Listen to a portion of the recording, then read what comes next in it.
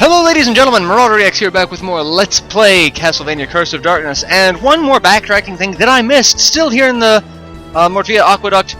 This one little section here, right near the entrance, and this is one that we could have gotten when we first came in here. There's a cracked wall here. It's kind of hard to see, except it's not. But if you destroy the wall, it forms an opening, and takes us to, like, that. This tells you that we could have got it at the beginning because they are fisherman level 15. So yeah, we could have had this for a while. I missed it. I completely missed it. And the funny thing is, I thought to myself several times throughout this LP, I'm missing something. And what that thing was this. Extra ID pocket. Increase the number of innocent devils you can carry around in your deck. So, like, I could have swore we could have carried an extra of one class.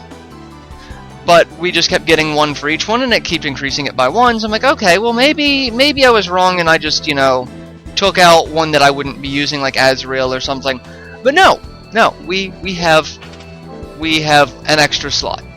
I'm not going to be using it right now. I'll be using it at the end of the game because I will use it for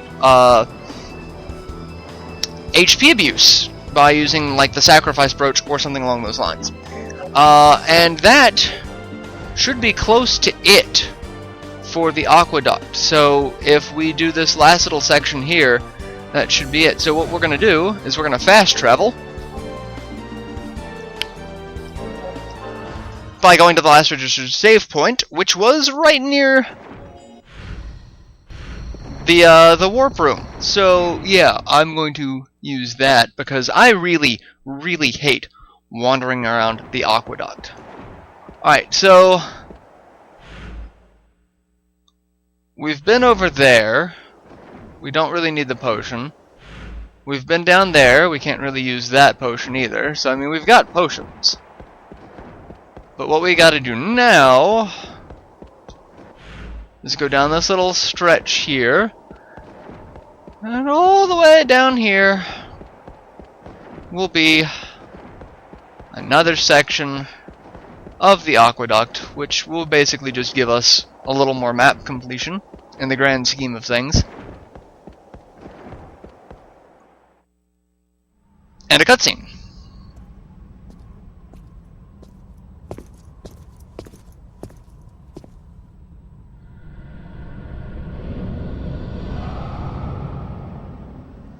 Before you stands Dracula's castle. Aye. The curse that was unleashed 3 years ago still emanates from it. Does this mean the source of the curse is still present? At this rate... 'Tis likely the remnants of Dracula's magic. And all because of me. Damn. I know not what happened to you in the past, but there's no time for regret. We must try to cleanse the castle and dispel the vile curse. If the curse spurs from demonic power, I may be able to find the source. Indeed, I must. For this is something only I can do. Then make haste. If the castle is fully resurrected, it is possible that Dracula is revived.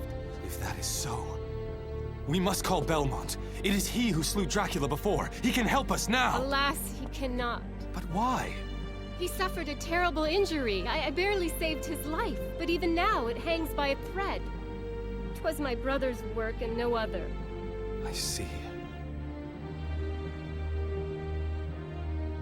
A Devil Forge Master is easily susceptible to Dracula's magic. Do not let the curse take hold of you. I'm certain that she would not wish you to pay such a price for your revenge. So, you know about Rosalie? The hour is late. Away to your purpose. And you to safety. Back to your home.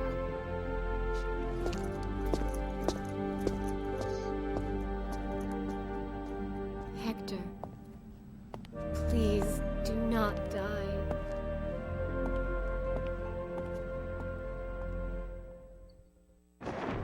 Well, that was, you know, kind of ominous.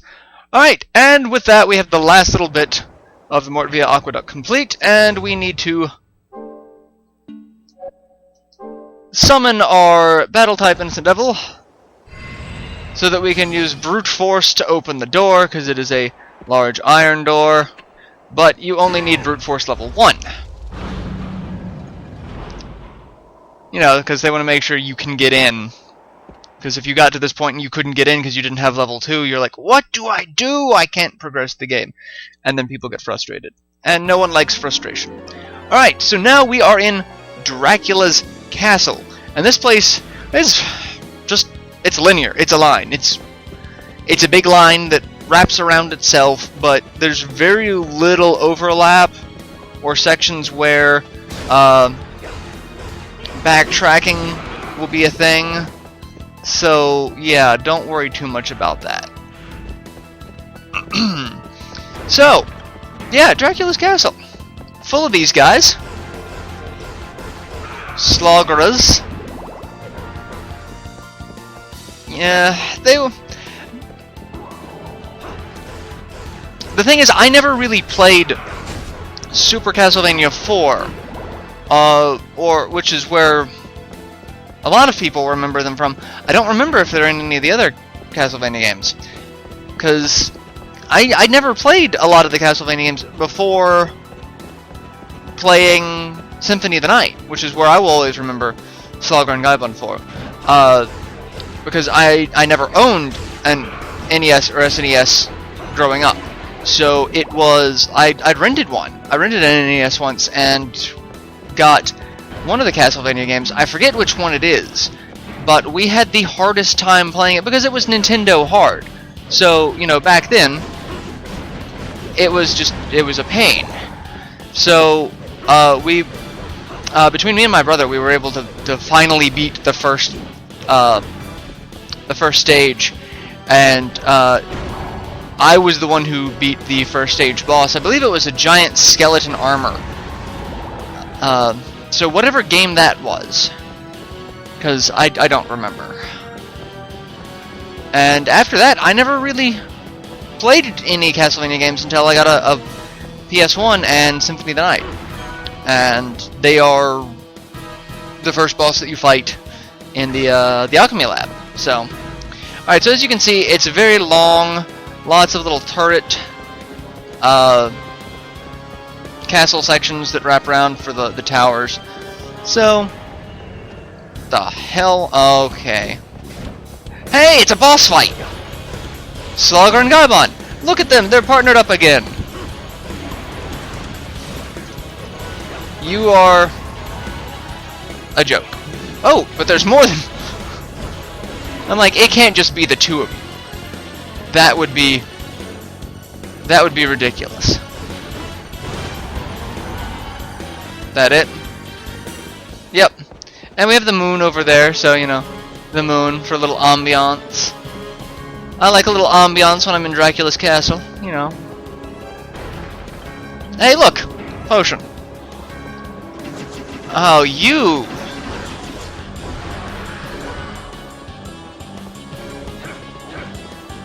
You are just a pain in the ass. But you are one of the reasons why gold should not be an issue at this stage of the game. And really, at this stage of the game, you could sell pretty much anything and everything. Like, I have a bunch of weapons I could sell. I've got a bunch of materials I could sell. Alright, you're only 48. I can take you on without any problems. I was dealing with Red Ochre 75s. You're a joke. Joke and a half. And I'm not even resorting to, you know, throwing Molotov cocktails at you. I'm just killing you. And the sad thing is, my Innocent Devil is killing you a little more efficiently when he does that rapid slash attack. Make sure I'm going the right way, I didn't get turned around, you know how it is. See, this game actually kind of intrigues me because, from what I could tell, all the other Castlevania games, everything takes place in Castlevania, Dracula's castle. This game takes place everything is kind of the surrounding area. So when we get to this stage of the game, we are just now in Dracula's castle. So the rest of what we've been dealing with is just areas affected by the curse and not actually Castlevania itself. Which is entertaining because, going back to Symphony of the Night, you learn that Castlevania is kind of a living entity. Alucard says it is a creature of chaos, and its incarnations change each time. So, that's basically like a canon way of saying why each game there are completely different stages. Like in Symphony of the Night, you go to the library. We've never been to a library before. We haven't been to a library since. So yeah, what's the deal with that? And I really liked that explanation. That's actually a really interesting explanation that this section of castle that we are in just now is a living entity. It's a little creepy, but you know. Alright, so there's nothing down here other than these seemingly infinite spawning ghosts. So oh, I gotta use, okay, I have to use long glide, or glide rather, but I've got long glide, so it doesn't matter to get over that. I thought there were stairs and it was just a weird section, but no, it's alright.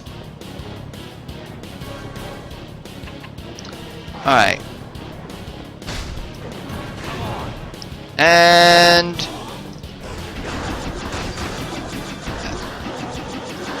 steal, just to have, you know, a little bit extra cash. Ow. Except, not really, you're not hurting me, you're just pissing me off. Give me the ceramics. And give me your gold. And then die. And now we go through there. Yay! And more! I just find it interesting that they went to such extremes for this game to be like, yes, Castlevania, you're in it, kind of. Alright, so here's one of the sections that trails off into different sections. So, one of the few. This one just continues to wrap around and will take us to an item. And then I'll backtrack off screen, or just cut the backtracking, because this takes us to a chair.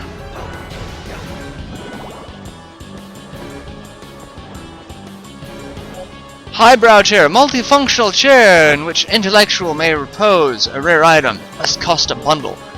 Alright, so yeah, I don't know how many chairs we got left, but not many. And then we've got a crack section here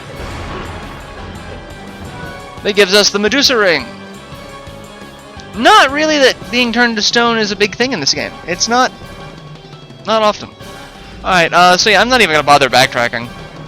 Or cutting out the backtracking, because, you know, it's not really taking that long. And I'm talking about Medusas. So, yeah, you don't really see... the Medusa heads are not a thing in this game, which is kind of amazing. It kind of makes me happy. Because Medusa heads are like the bane of like the 2D platforming existence. Like any of the 2D Castlevanias. Oh, Medusa heads? Oh, well, guess what? You're going to hate this section. You're going to throw the controller in pure, unbridled rage at this thing. So, okay, this little section here is a little roundabout, so we'll do this and go on. And hey, look! What in the blue hell are you? Frost demons! You know what frost demons are weak to? Fire.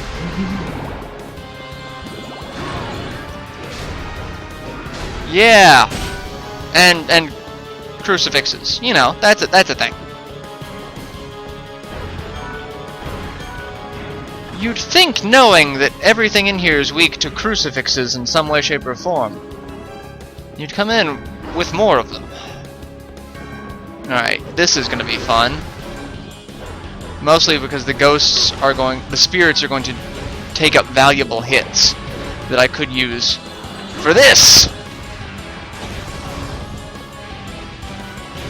Except, unfortunately, my innocent devil was facing the wrong way. Alright, that did it. And if we walk around this way, it's going to double back on itself. So we'll do that for the map completion, because if there's one thing I'm going to do this Let's Play, is I will get 100% of the map. I'm quite confident about that, because I've never done that before. So now I'm aiming for it. So alright, that's it. We can just go back. Oh, except we can't, because you know we got to kill the ghosts. And I get a devil shard from Colonel Sanders.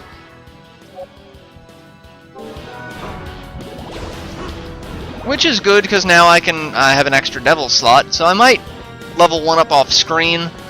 Because, like I said, I think the only thing I'm going to use it for is a sacrifice brooch. You can use that and just basically have one innocent devil as an extended health meter. So I may do that, especially for the final fight. It just adds a little bit of extra oomph. Alright, where are we now? I don't remember. Oh, okay. This is the same thing.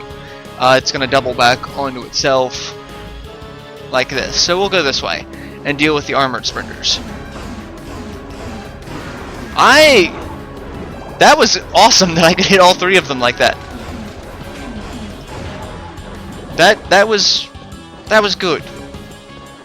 Go back to ignition blow, because I really like it better than the constant fire stream. Mostly because this one seems easier to retarget new enemies. Should that, you know, be an issue.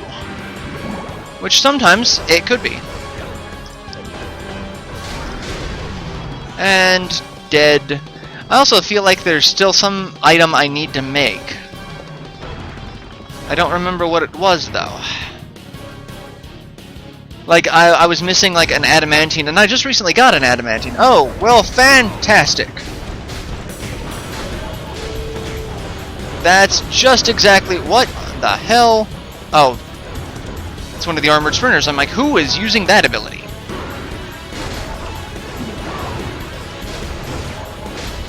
And you are going back to being a dick. And of course, there you go. There you go. It's like, of course you put up the shield right as I use the special attack from my innocent devil. Come on.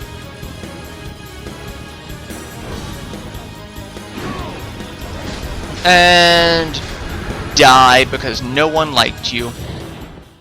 Alright. And if we go this way, like I said, it's going to double back on itself. And we have more bad guys to deal with.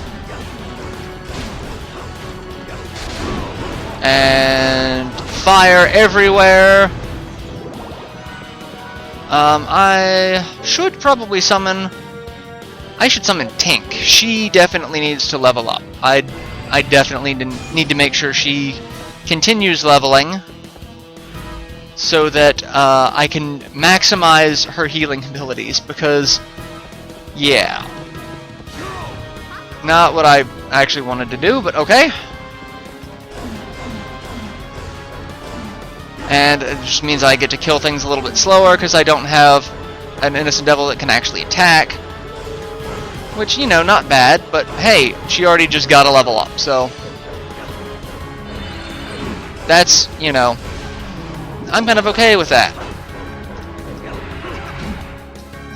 Alright.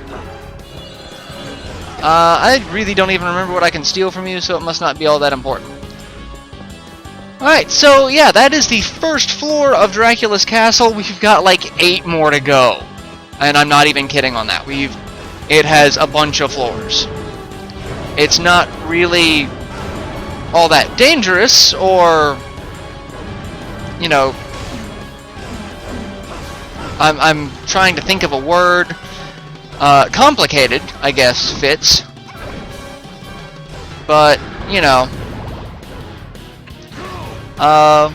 we'll use a healing field.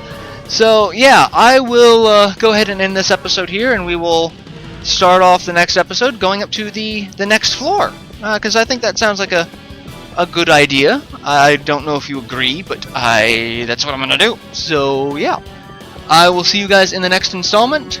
So till then, later everyone.